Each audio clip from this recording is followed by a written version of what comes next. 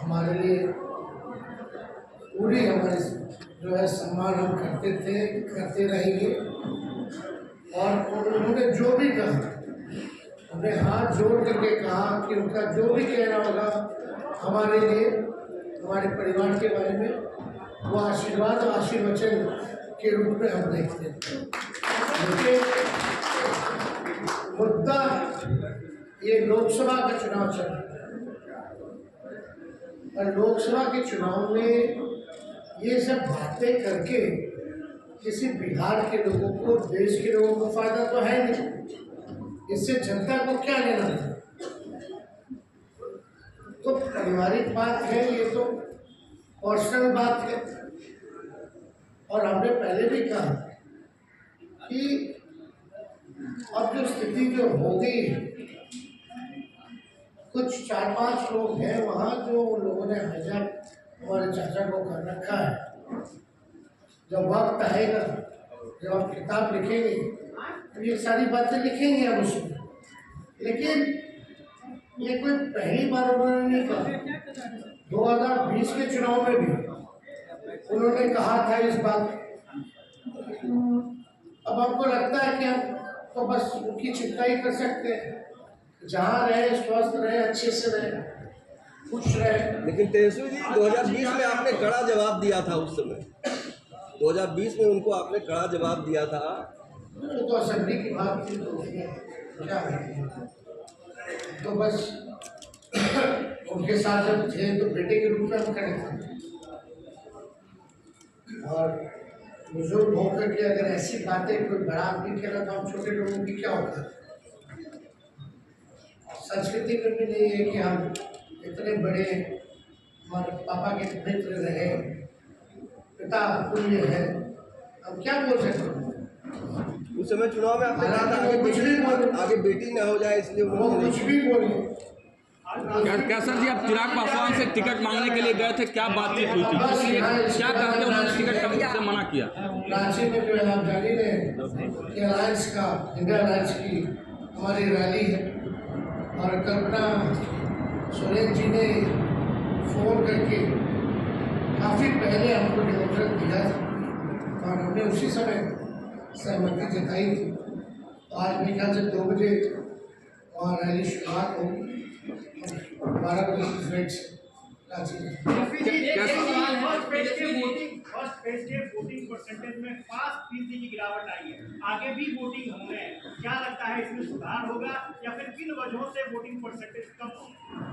देखिए, हम लोग तो ये भी करेंगे कि भाई सब लोगों को घर से निकल करके वोट देना चाहिए, बदलाव के लिए वोट देना चाहिए और ऐसी सरकार को चुनना चाहिए जो आपके लिए काम करे, केवल बकवास ना करे, झूठ ना करे।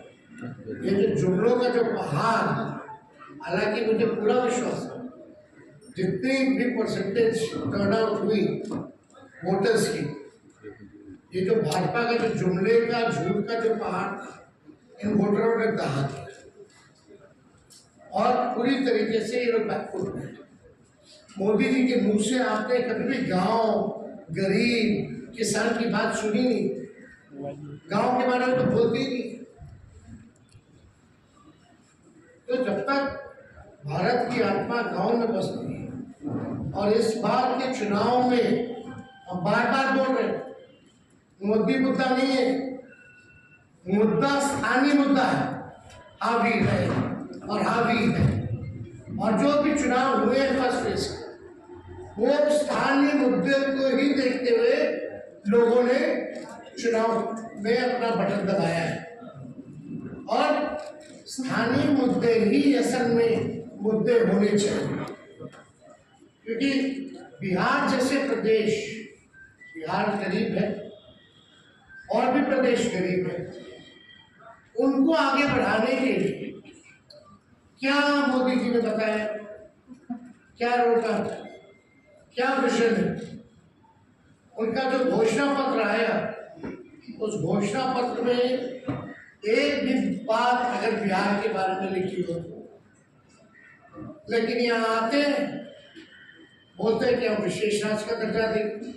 14 में कुछ सुना था, 19 में कुछ सुना, 24 में कुछ और सुन रहे। ना 14 का काम हुआ बोला हुआ, ना 19 का बोला हुआ काम हुआ, और ना ही 24 वाला पूरा हुआ। तो इसलिए हम देखते हैं जुमलों का, झूठ का पहाड़ इस बार बिहार की जनता ध्यान। एक आखिरी सवाल है, आपने पप्पू यादव के रोने पर सवाल खड़ा किया, प्रिया को उन्होंने मां बताया, तब सवाल खड़ा किया, कहा ऑडियो जारी करेंगे। क्या बातचीत थी जो ऑडियो आपने कहा कि जारी करेंगे? देखिए, आप तो एक ही मुद्दा लेके ये जो भी बातें हैं उर्मिया को लेकर के राष्ट्रीय जनता दल के कोटे में है, हम अपना ना प्रत्याशी देंगे, यही होता है।